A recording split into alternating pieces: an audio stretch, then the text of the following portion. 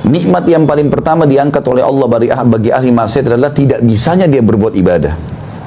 Jadi malas akhirnya, nggak mau baca Quran, nggak mau sholat, nggak mau sedekah, nggak mau hadiri majelis ilmu. Itu awal nikmat yang diangkat sama Allah karena dosa yang dia lakukan. Itu bahaya sekali. Sampai seseorang di antara mereka berkata, aku mengetahui aku memiliki dosa pada saat aku melihat perubahan pada istriku, tungganganku bahkan tikus yang masuk ke dalam rumahku. Langsung beristighfar kepada Allah. Kaum salafus saleh kalau jalan kakinya tersentuh batu, innalillahi wa inna ilaihi raji'un, astagfirullah wa atubu ilaih. Langsung mereka mengucapkan kalimat istirja, menganggap ini musibah. Kok bisa kena gitu lah. Apa saja.